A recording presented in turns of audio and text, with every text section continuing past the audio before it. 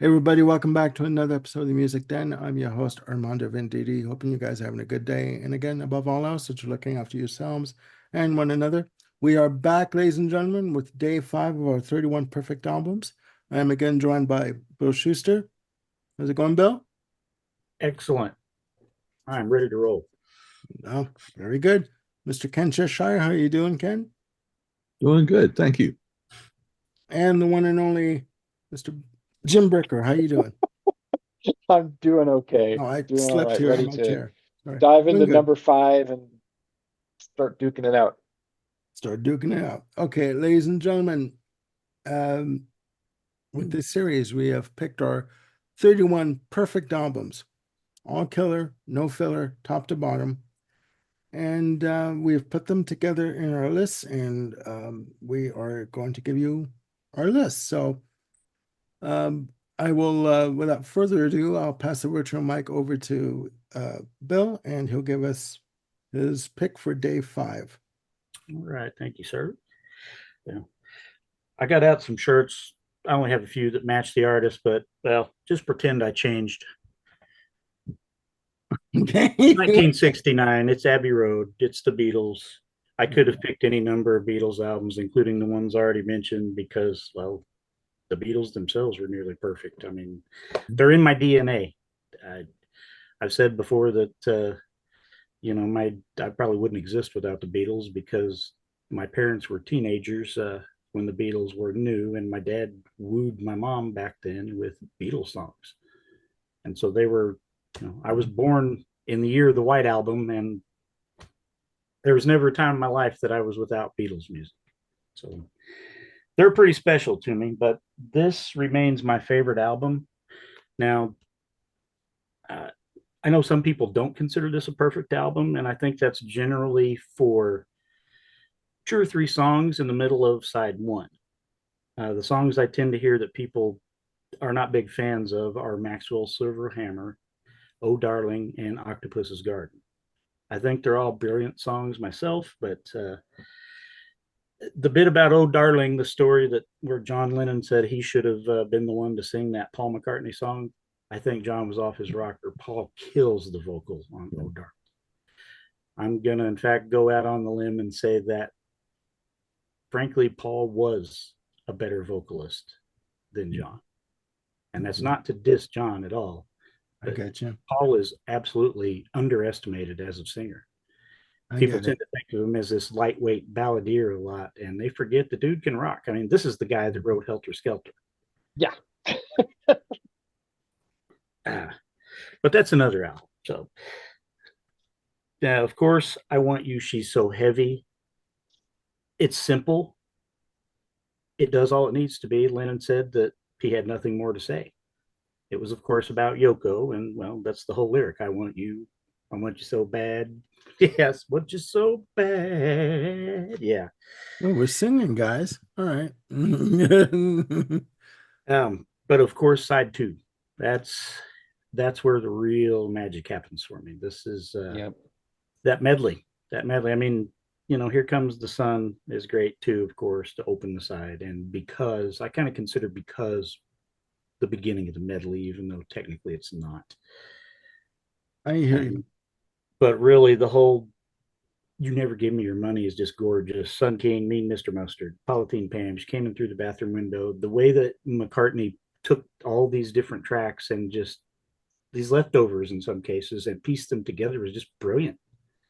Yep. Um, if you watch the Get Back documentary, you see all the in studio bickering and everything. Paul could be a bit of a egotistical jerk at times, maybe, but kind of like in Jeff Lynne's case, I think he could back it up.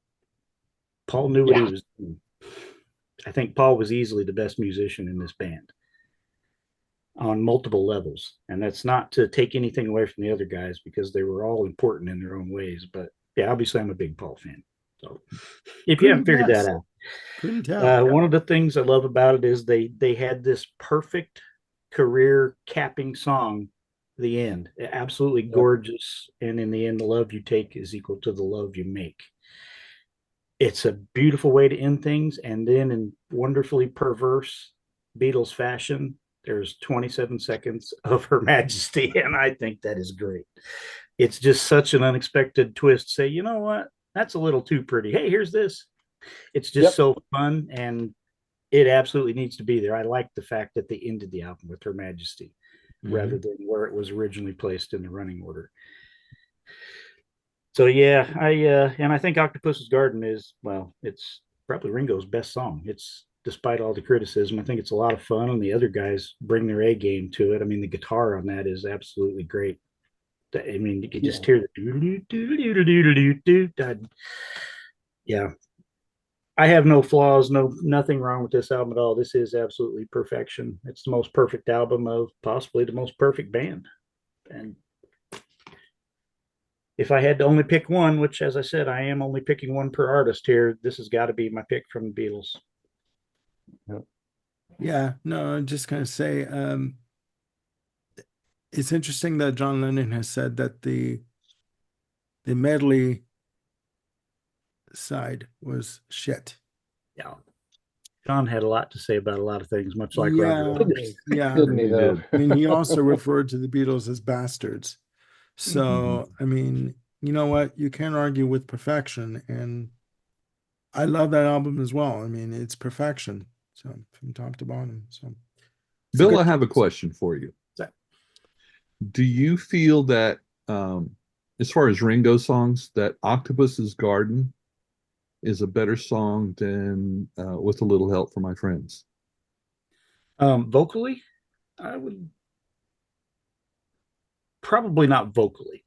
I guess I'm thinking more just in terms of Ringo written pieces. Not that there are a whole lot of them Yeah, in the Beatles yeah, catalog, no. but yeah, I'd say With a Little Help from My Friends is a stronger vocal performance. Just Cool. also too on YouTube. I don't know if you guys out there can find it, if you can, but there is an audio tape of them working out the chords and the arrangements for Octopus's Garden. Yes. Ringo brought it in, and he goes, "Okay, this is what I have so far." He's playing the piano. This is what I've got. This is the change here, and then you actually can imagine they're all talking to him, and George is saying, well, if we do this and move this around and try this way, and we can, they're all, you can just imagine them all around the piano, just like, and enjoying the Mhm. chat of arranging a song together and saying, okay, we can try this and do this, and just, if you guys out there can find it, it's gold. It's audio Yeah, gold just to listen to it, right? But there's that's a scene also in the Get Back documentary as well where you see George. Yep, there Yeah, you go. yeah. Where George is, Ringo's just kind of playing around. Oh, here's something I've been working on, and he starts pointing it out. And George is like interested. He's like, well, have you, think about trying it like this, and he gets the guitar out and kind of basically comes up with more of the hooks of the melody in the song. So yeah, it's a great piece of film. It's wonderful to see that level of collaboration. Mhm, mhm. All right, enough of that rant. Okay, over to no the collective rant. It was a good rant. That's right. Over to Ken for your pick for day 5. I'm going to take us to Asbury Park, New Jersey, the third album from Bruce Springsteen, Born to Run. Uh, and this was his breakout. The first two albums didn't do much. And then he comes in and puts this thing out. And it hit so hard. I remember it so well. Uh, First of all, Columbia Records was proclaiming him as the new Bob Dylan. Yeah. And the point that he was on the cover of Time and Newsweek the same week, which is at least the first time that's ever happened, and maybe even the only time it's ever happened. And it only spawned two singles, Born to Run and 10th Avenue Freeze Out. Mhm. But we've got 8 wonderful songs all together. You've got Backstreets and the epic Jungle Land, and all the songs in between. It's just Um, it's just a solid as a rock album. And for me, I was at the time in 75 was when disco was really starting to dominate a lot of top 40 radio. And at that time, there were no AOR stations where I was growing up. And I was just getting tired of hearing all that stuff. And so I was literally getting ready just to trash my radio, because it's like, And so I made a deal with God. I said, I tell you what, God, I'm ready to give up on music, but I'll make a deal with you. I'm going to turn the radio on. If I like what is playing, I'll just be patient and stick with it. If I don't, I'm giving up on music. I reached over, turned that dial, turned it on, and the single Born to Run was playing. And it knocked me back. It's the first time I ever heard it. And I said, well, okay, God, you got me. And God wins it's again. like yeah, and it's like he couldn't have he couldn't have come up with a better example at the time. And uh and I liked the first two albums. I went back, I bought Born to Run the album, and then I went back and bought the previous two albums. I still love them to this day.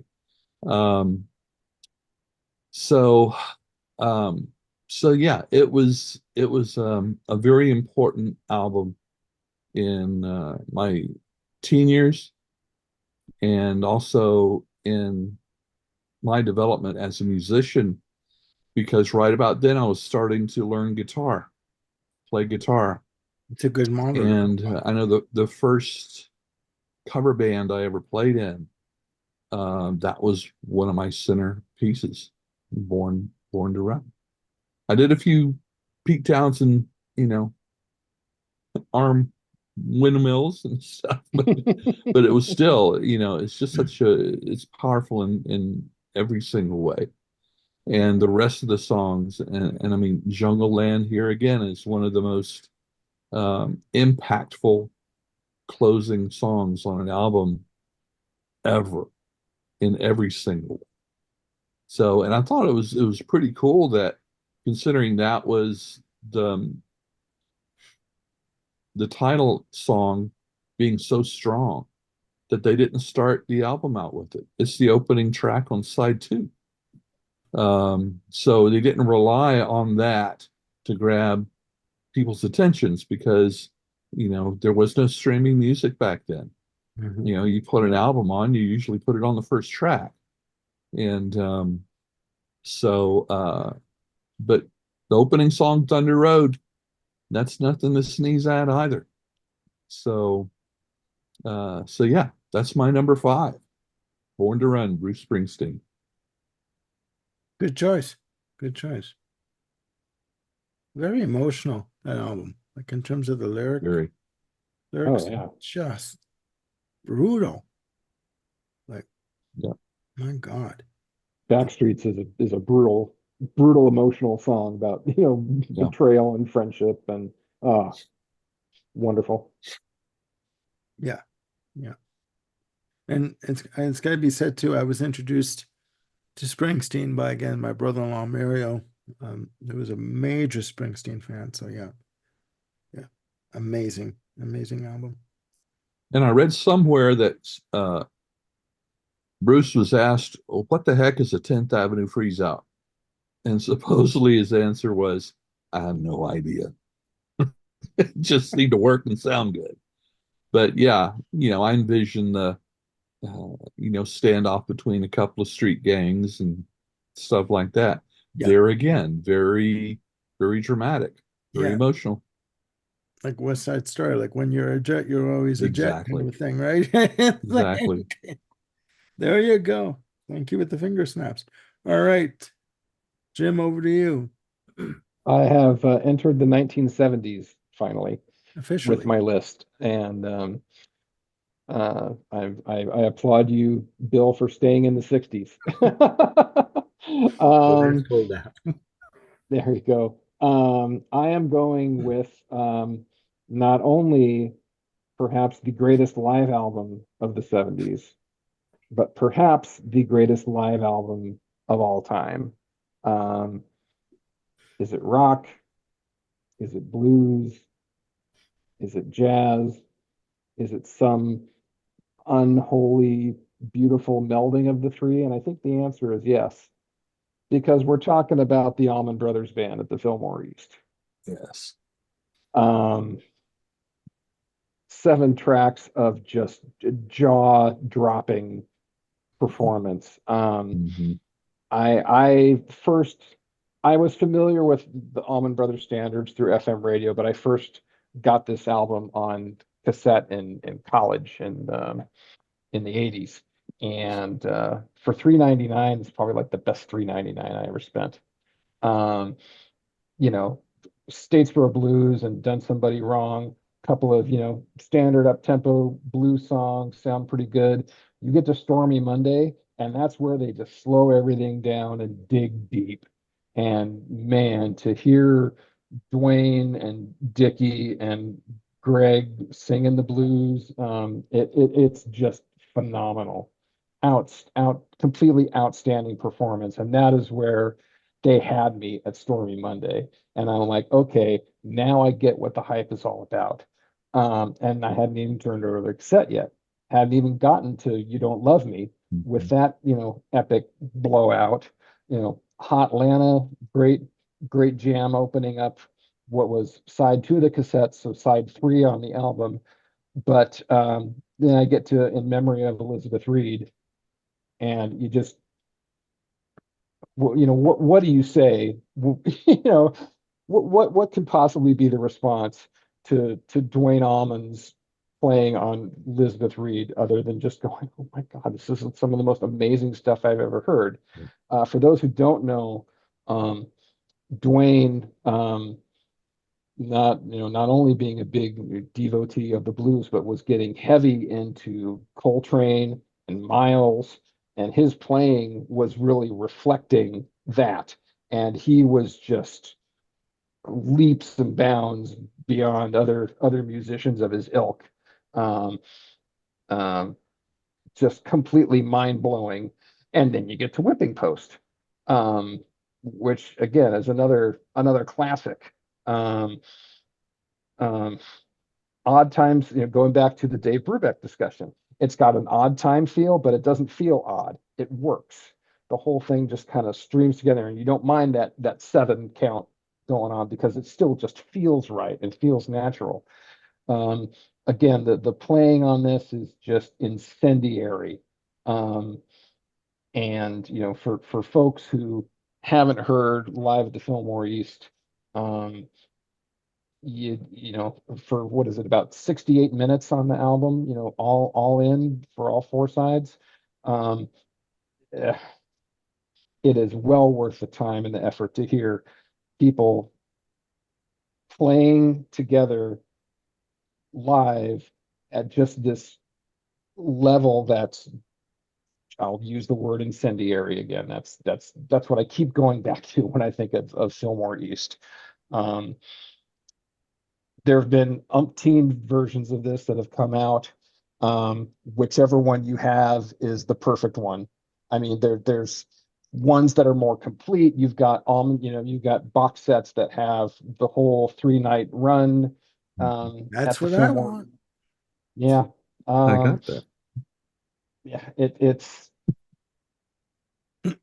just lightning in a bottle. I mean, I'm so glad that they recorded this and captured it because again, it's another one of those musical touchstones where it's like the game. You hear Dwayne Allman playing on Fillmore East, and just the everything is up leveled.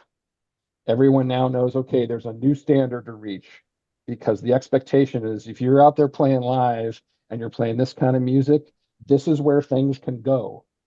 So why settle for less? So yeah, Fillmore East, perfect. Dag nabbit. Perfect. Good choice. In addition to Dwayne Uh, Allman's incredible vocals, I've always just adored his work on the organ. His Mhm. organ work on these things is just amazing. Oh, Greg's organ work is amazing. Yeah. Uh, And there's a album out there, I think it's an actual box set of a collection of songs, other artists that Dwayne played studio. It's amazing Oh all the yeah. different artists that he played on their albums in the studio that no one ever knows. And yeah, it just goes to show.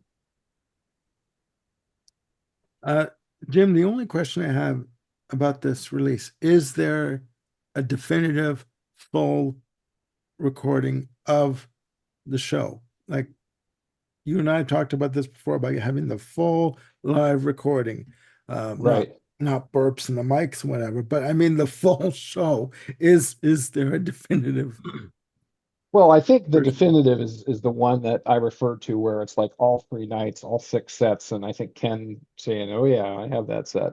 Yeah. Um, obviously Fillmore East in the version I was referring to with the 7 songs is not the complete show.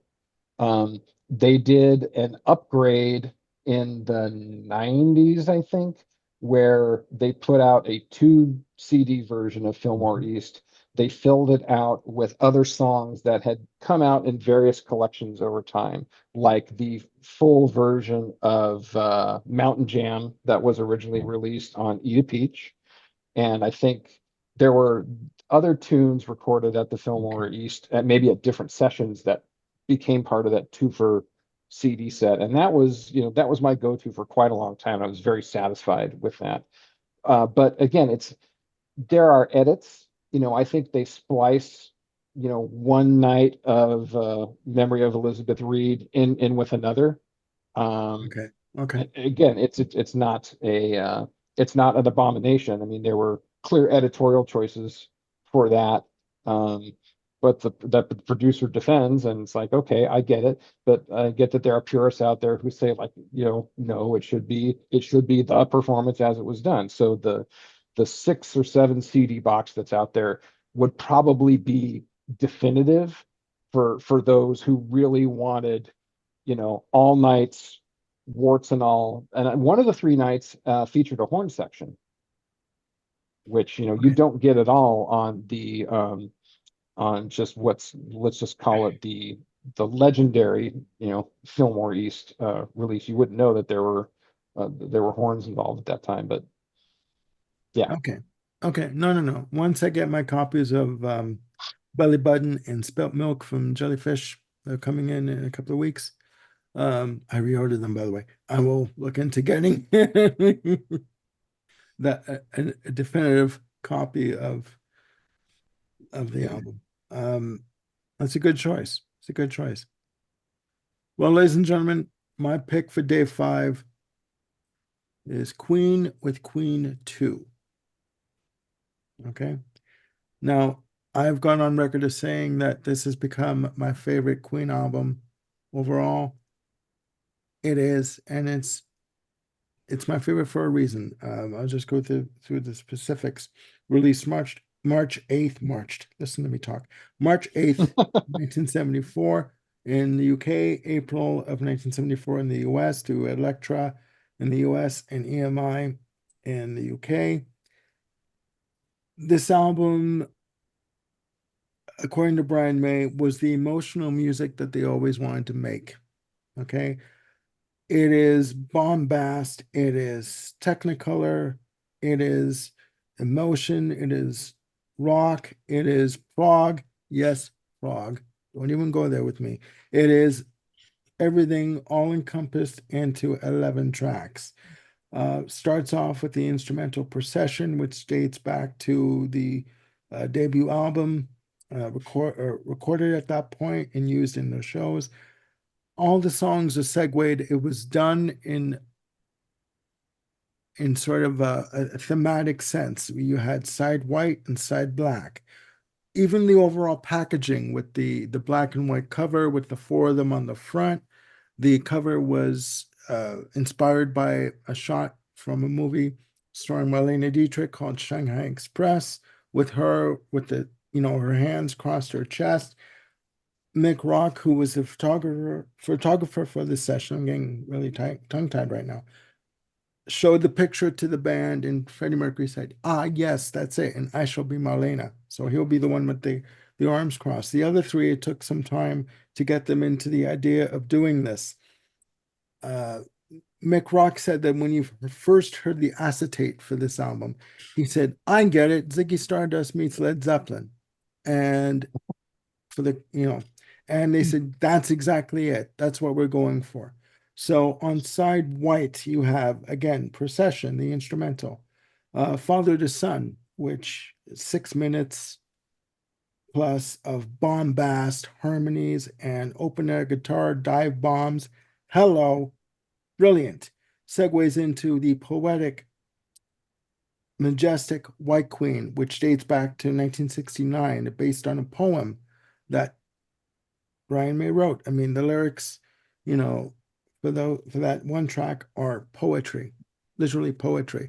The intricate acoustic guitar work, the intricate electric guitar work, the harmonies that come in, and then comes in Someday, One Day, which the songs do interlock, segue into one another, but there's like a millisecond stopgap between White Queen and Someday, One Day. And then it goes into Loser in the End, Roger Taylor's sole composition on side one, which features Roger Taylor on marimba.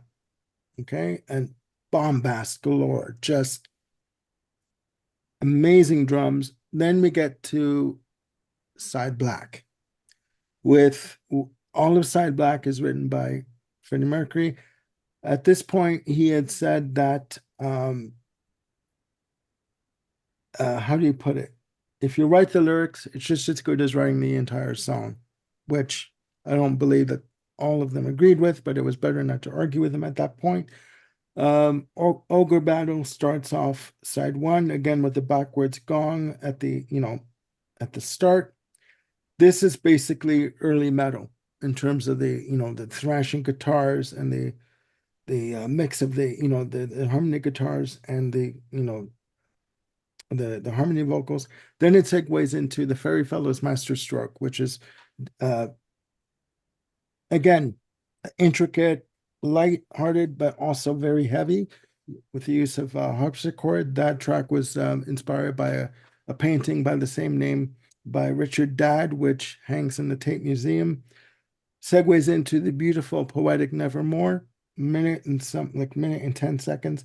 Then comes the album's, I guess, centerpiece, which is called The March of the Black Queen. 6 minutes, 30 seconds of fucking brilliance. I'm sorry. I don't mean to swear, but there you go. 11 different sections. You have, ascending vocal lines, descending piano lines. You have different time signatures. You have polyrhythmic time signatures, polymetric time signatures, going off at the same time, being played at the same time, which according to certain music experts, quote unquote, was quite uncommon at the time. And then and it's a very emotional track. And then you have that section where Mercury is triple tracking himself on the a cappella section. And then it segues into Funny How Love Is, which basically a wall of acoustic guitars, was never played live, that one track. And then the end track, Seven Seas of Rye, which was our first UK top 10 single, bombast, melodic, amazing. It's just, this album, to me, it has an emotional connection for me.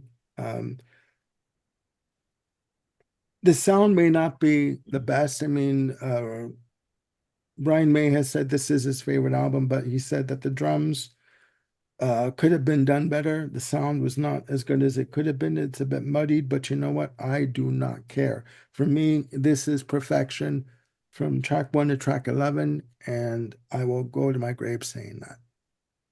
So that's my Very good. for day 5. Almost as good as the debut. That's your opinion. Can't resist. No, I just think that the overall the overall concept of the album is just brilliant, and it's very daring and adventurous to try and do it for a second release. And again, at the time, you had bands like, oh my God, now I'm having a brain fart. You had Yes with Tales of Topographic Oceans. You had King Crimson with Red coming out. You had all these sort of progressive rock bands coming out with all these concept albums or pseudo concept albums. Queen wanted to fit in with that, and for a track like the March of the Black Queen that has 11 different sections and utilizing polyrhythmic and polymetric time signatures, if that's not prog, what the hell is? If you think about it. So, On paper, it sounds like prog, that's for sure. Yeah. I mean, so they didn't have 20-minute, suites, you know what I mean, for these albums, but it was what they wanted to do. And I think it's fantastic. It's a fantastic album. So that's my pick for day 5. Okay. Very good. All right. No questions, no comments, no barbs, no. Okay. I'll throw in that I have been listening to Queen 2 a little bit since you and I were talking about it the other day, and I get where you're coming from. I haven't finished the album. I haven't made it to side 2 yet, but I get where you're coming from on side 1. I Okay. just wanted to say, don't you wish you had this lovely pillow? It's a great prop. It's a great prop. Thank you, Stacy. I love that. I Yeah, love my that. wife came up with this one for us. Nice. Okay. Well, there you have it, guys. Day 5 of our 31 perfect albums. Again, please put in the comments down below your favorite albums from any year, decade, or opinions. No right or wrong answers, just opinions. You know what I mean? And again, we would like to get a bit of a dialogue going in terms of our choices. And, I've always said music is a wondrous thing, and you always learn something new. Music for me has never been a waste of time. It's never been a bore. It's always been educational in a good way, in a fun way. Not you have to learn anything heavy, but you just learn something new and you enjoy it. That's right. Yeah. So for Bill, Ken, and Jim, I'm Armando Venditti saying have a good day. We'll see you soon with day 6 of our 31 perfect albums. Have a good day. Bye for now.